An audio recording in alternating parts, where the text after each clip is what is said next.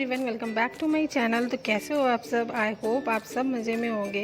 तो गाइज़ आज मैं आप सबसे शेयर करूंगी अपनी नैनीताल ट्रिप की मेमोरीज़। तो गाइज़ अगर आप भी नैनीताल जाने का प्लान बना रहे हैं तो ये वीडियो आप सबके लिए बहुत ही यूज़फुल होने वाली है, क्योंकि इस वीडियो में मैं आप सबको बताऊँगी कि आप नैनीताल कैसे जा सकते हैं, कब जा सकते हैं, वहाँ पर आप कहाँ रुक सकते हैं, नैनीताल घूमने के लिए हमें ट्रिप कितने दिनों का बनाना चाहिए, वहाँ पर हम कहाँ कहाँ घूम सकते हैं, और साथ ही साथ आपको ये भी बताऊँगी कि वहाँ पर घूमने का क्या क्या साधन हो सकता है। और लास्ट में मैं आपको ये बताऊंगी कि एक व्यक्ति का जो कुल खर्चा आएगा वो कितना आएगा।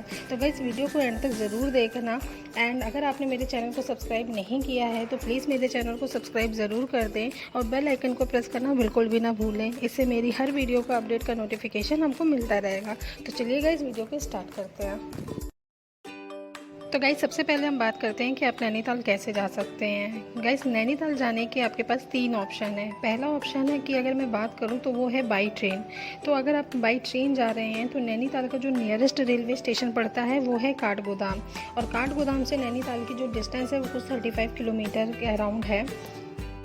सेकेंड ऑप्शन है आप बाई बस जा सकते हैं। बाई बस अगर आप दिल्ली से बाई बस नैनीताल जा रहे हैं तो आपका जो कुछ फेयर आएगा वो अराउंड आपका 480 से पर पर्सन पड़ जाता है। वो गवर्नमेंट जो वॉल्वो होती है उसका प्राइस है। आप नॉर्मल वॉल्वो या एसी से भी जा सकते हैं और वो डायरेक्ट आपको नैनीताल उतार देती है। एंड थर्ड ऑप्शन है अगर आप फ्लाइट से जा रहे हैं। तो गाइज़ अगर आप फ्लाइट से जा रहे हैं तो उसका जो नियरेस्ट एयरपोर्ट है वो है पंतनगर एयरपोर्ट, और नगर एयरपोर्ट से आपकी जो नैनीताल की डिस्टेंस है वो कुछ 70 किलोमीटर की डिस्टेंस है। तो वहाँ से भी आप टैक्सी हायर कर सकते हैं जो आपको सीधे नैनीताल ड्रॉप कर देगी। तो गाइज़ अगर आप ट्रेन से आ रहे हैं तो ट्रेन से आने पे अगर आपको काठगोदाम स्टेशन पे उतर जाएंगे तो वहाँ से आपको टैक्सी लेनी पड़ेगी नैनीताल आने के लिए। अगर आप प्राइवेट टैक्सी ले रहे हैं तो वो कुछ 1000 से 1200 रुपये चार्ज करते हैं और वो सीधे आपको नैनीताल ड्रॉप कर देंगे। और या तो फिर आप ये कर सकते हैं कि आप शेयरिंग पे टैक्सी में आ जाइए, वो कुछ 120 रुपये पर पर्सन लेते हैं। अगर आप काठगोदाम से बाई बस नैनीताल आ रहे हैं तो उसका कुछ 70 रुपीज़ पर पर्सन चार्ज पड़ता है। तो आप अपने कन्वीनियंट के हिसाब से आप अपनी टैक्सी या बस आप अपना हायर कर सकते हैं। तो गाइज़ नैनीताल पहुंचकर आप कहाँ रुक सकते हैं ये देख लेते हैं। तो गाइज़ नैनीताल में आप 2 जगह रुक सकते हैं। पहला ऑप्शन है आप नैनी लेक के सामने जहाँ नैना देवी टेम्पल है वहाँ के आसपास कई सारे होटल हैं, तो वहाँ पे आप रुक सकते हैं। एंड दूसरा ऑप्शन है आप माल रोड में रुक सकते हैं। माल रोड और नैनी लेक की जो दूरी है वो कुछ आधा किलोमीटर है, तो चाहे तो आप माल रोड में रुक सकते हैं या फिर नैनी लेक के सामने भी स्टे कर सकते हैं। यहाँ पर जो रेंट की बात करूँ तो यहाँ पर जो स्टार्टिंग होती है वो कुछ 1000 रुपये में आपको होटल मिल जाएंगे, और जो रेंट का प्राइस है वो 10,000 तक भी जाता है। तो जैसा भी आप होटल पसंद करेंगे उसके रेट वैसे ही आपको मिलेंगे। तो गाइज़ अब बात करते हैं खाने की। फ्रेंड्स नैनीताल में आपको खाने पीने की कोई भी ज़्यादा दिक्कत नहीं होगी, क्योंकि यहाँ पर आपको खाने के बहुत सारे ऑप्शन मिल जाएंगे। यहाँ पे आपको जगह जगह स्ट्रीट फूड के ऑप्शन मिल जाएंगे। माल रोड में जगह जगह रेस्टोरेंट मिल जाएंगे, तो वहाँ पर आपको काफ़ी जगह ढाबे भी देखने को मिलेंगे। तो खाने पीने की आपको इतनी परेशानी नहीं होगी और कॉस्ट भी बहुत ही नॉमिनल होगा। आप 100 रुपीज़ में पर प्लेट भर कर खाना खा सकते हैं। तो गाइज़ अब बात करते हैं कि आपको नैनीताल का ट्रिप कितने दिनों के लिए बनाना चाहिए। तो गाइज़ नैनीताल घूमने के लिए आपके लिए 2 दिन सफिशिएंट है। 2 दिन में आप आराम से पूरा नैनीताल एक्सप्लोर कर लेंगे। लेकिन अगर आप नैनीताल से रानीखेत जाना चाहते हैं जो कि आपका 55 किलोमीटर की दूरी पे है, तो इसके लिए आपको फिर 2 दिन और देना पड़ेगा। लेकिन रानीखेत की बात मैं इस वीडियो में नहीं करूँगी। इस वीडियो में मैं सिर्फ आपको नैनीताल के बारे में बताऊँगी। अगर आपको रानीखेत के बारे में जानना है तो आप मुझे कमेंट बॉक्स में बता सकते हैं और इसका फिर मैं अलग से वीडियो बना दूंगी। तो गाइज़ अब बात करते हैं नैनीताल जाने का जो बेस्ट टाइम है वो कौन सा है। तो गाइज़ नैनीताल इतना खूबसूरत हिल स्टेशन है कि वहाँ पे हर महीने भीड़ होती है। पूरे साल आपको वहाँ पे टूरिस्ट देखने को मिल जाएंगे। लेकिन अगर आपको स्नो वगैरह देखनी है तब तो बेस्ट टाइम है दिसंबर से एंड जनवरी। इसका कारण ये है कि इस सीज़न में आपको बहुत भीड़ तो देखने को मिलेगी ही और साथ में यहाँ पे आपको स्नो भी देखने को मिल जाएगी। लेकिन अगर मैं बात करूँ कि आप समर में कब जाना चाहते हैं तो मई से जून तक का जो समय है वो आपको बेस्ट रहेगा। लेकिन यहाँ पे आपको स्नो देखने को ऑब्वियसली नहीं मिलेगी। लेकिन ये जो टाइम होता है वो सबसे पीक टाइम होता है और सबसे ज़्यादा टूरिस्ट इसी सीज़न में देखने को मिलते हैं। तो आप अपने अकॉर्डिंग प्लान कर सकते हैं कि आपको किस सीज़न में नैनीताल जाना है। तो गाइज़ अब बात करते हैं कि आप नैनीताल में कहाँ कहाँ घूम सकते हैं। तो गाइज़ जैसे कि मैंने पहले भी कहा है कि नैनीताल एक्सप्लोर करने के लिए 2 दिन आपके लिए इनफ हैं। तो मैं डे फर्स्ट की बात करती हूँ कि आप डे फर्स्ट में आप कहाँ कहाँ जा सकते हैं। तो गाइस सबसे पहले आप नैना देवी टेंपल जा सकते हैं, जो कि नैनी लेक के ठीक सामने है। यहाँ पर आप नैनी देवी के दर्शन कर सकते हैं, जो कि हार्डली आपको आधे घंटे में आपको दर्शन हो जाएंगे। बहुत ही सुंदर मंदिर है, बहुत ही इनर पीस मिलेगी आपको। एंड अगर आप वहीं पर पास में ही गुरुद्वारा श्री गुरु सिंह सभा है, अगर आप गुरुद्वारा जाना चाहते हैं तो आप वहाँ पर भी जा सकते हैं। और उसके बाद आप नैनी लेक में वापस आ सकते हैं। नैनी लेक में आप बोटिंग वगैरह कर सकते हैं। यहाँ पर नैनी लेक में बोटिंग की काफ़ी सारी फैसिलिटीज़ हैं, तो एक बार आप इस लेक में बोटिंग ज़रूर करिए। बहुत ही बड़ी लेक है और बहुत ही खूबसूरत लेक है, आपको बहुत मज़ा आएगा। जो और आपकी जो जर्नी है वो काफ़ी इंजॉयबल हो जाएगी, तो यहाँ पर बोटिंग ज़रूर करिए। तो गाइस नेक्स्ट आप इको केव गार्डन घूम सकते हैं। यहाँ पर आपको प्राचीन गुफाएं देखने को मिल जाएंगी। ये सारी नेचुरल गुफाएं हैं और काफ़ी नैरो हैं, तो आप हर एक गुफा के अंदर तो नहीं जा सकते हैं। और यहाँ पे कुल 6 टोटल गुफाएं हैं, तो सारी गुफाओं में नहीं जा सकते हैं आप, लेकिन बहुत ही खूबसूरत नज़ारा है, काफ़ी नेचुरल व्यू आपको देखने को मिलेगा। नेक्स्ट आप माल रोड वापस आ सकते हैं और फिर यहाँ से आप शॉपिंग वगैरह कर सकते हैं, यहाँ के स्ट्रीट फूड को एंजॉय कर सकते हैं। तो यहाँ से आपका जो डे 1 है वो पूरा कंप्लीट हो जाएगा और आप वापस अपने रूम पे आके रेस्ट कर सकते हैं।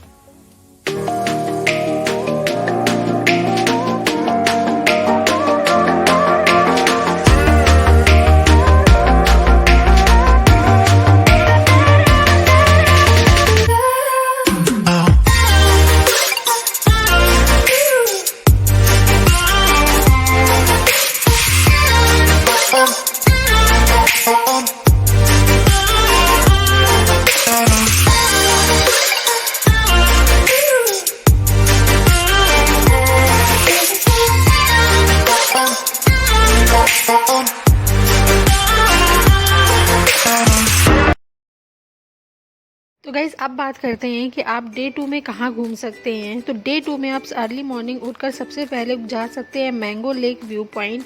यहाँ से जो आपकी नैनी लेक है वो मैंगो के शेप में दिखती है, तो ये बहुत ही खूबसूरत नज़ारा होता है, देखने लायक होता है। एंड सेकेंड आप जा सकते हैं लवर्स पॉइंट, ये भी बहुत ही खूबसूरत डेस्टिनेशन है, घूमने लायक है। एंड फिर आप जा सकते हैं खुरपा ताल, बहुत ही खूबसूरत नज़ारा यहाँ से आपको देखने को मिलेगा। फिर इसके बाद आप जा सकते हैं snow view point. Snow view point Nainital से 2.5 किलोमीटर की दूरी पे है और एक बेहद खूबसूरत व्यू पॉइंट है। यहाँ पे आप एक्टिविटीज़ कर सकते हैं, यहाँ पे आप रोपवे के ज़रिए जा सकते हैं और बहुत ही खूबसूरत व्यू पॉइंट है। यहाँ पे ढेर सारी आप एक्टिविटीज़ कर सकते हैं। यहाँ पर आप गो कार्टिंग करना चाहते हैं तो वो भी कर सकते हैं। अगर आप टॉय ट्रेन में बैठकर यहाँ पे घूमना चाहते हैं तो वो भी आप इंजॉय कर सकते हैं। यहाँ पे आप शूटिंग भी कर सकते हैं, उसका भी कुछ 30 रुपीज़ पर पर्सन पड़ता है, तो जो टारगेट को शूट किया जाता है उसका भी आप इंजॉय कर सकते हैं। नेक्स्ट आप राजभवन घूम सकते हैं। राजभवन को गवर्नर हाउस के नाम से जानते हैं। ये उत्तराखंड के गवर्नर का आवास है। हमारे देश में कुछ ही गवर्नर हाउस हैं जो आम जनता के लिए खुले रहते हैं, तो ये भी उनमें से एक है। 220 एकड़ में फैला ये राजभवन देखने में बेहद खूबसूरत है, तो आप यहाँ पे भी जा सकते हैं।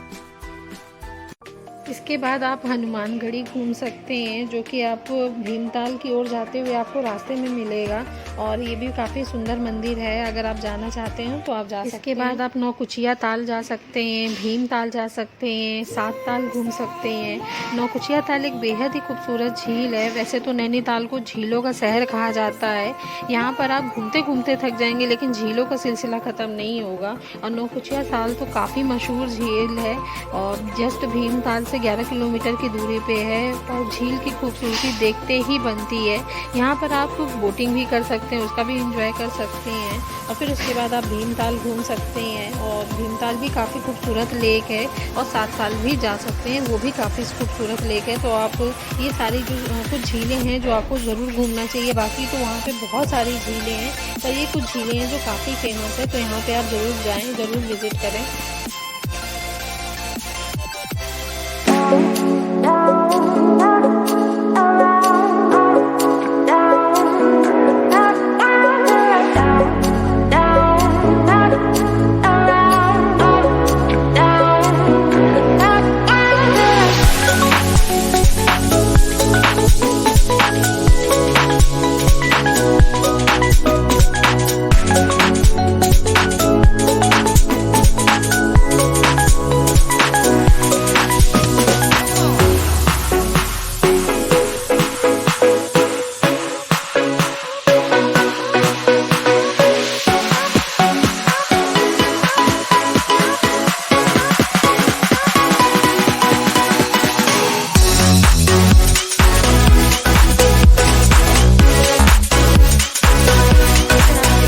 ये सारी डेस्टिनेशन घूम लेंगे। वैसे तो 2 दिन इनफ हैं, लेकिन अगर आपको ये ज़्यादा डेस्टिनेशन लग रहे हैं तो आप डे 3 भी कर सकते हैं, और ताकि आप आराम से अपनी जर्नी को एंजॉय करें, ज़्यादा थकान ना महसूस हो।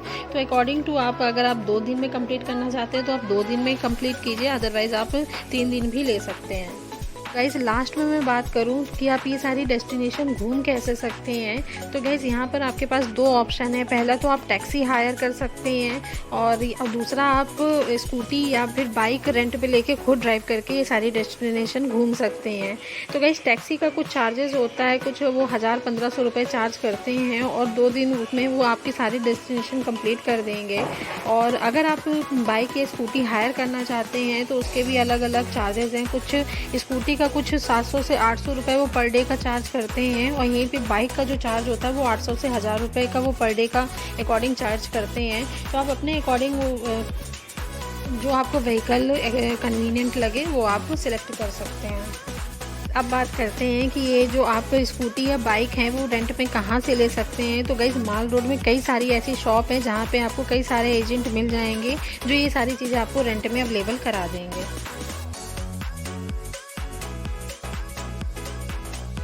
गाइज़ आपको ये मेरा वीडियो कैसा लगा मुझे ये कमेंट बॉक्स में ज़रूर बताएं, और इस वीडियो में दी गई जानकारी आपको कितनी यूज़फुल लगी ये भी मुझे कमेंट बॉक्स में ज़रूर बताएं। एंड गाइज़ इसके अलावा भी अगर आपको कुछ और जानना हो वहाँ नैनीताल के रिगार्डिंग, ये भी आप मुझे कमेंट बॉक्स में पूछ सकते हैं। तो गाइज़ अगर ये वीडियो आपको पसंद आई हो तो प्लीज़ मेरे वीडियो को एक लाइक और शेयर ज़रूर कर दें, और अगर आपने अभी मेरा चैनल सब्सक्राइब नहीं किया तो प्लीज़ मेरे चैनल को सब्सक्राइब ज़रूर कर दें।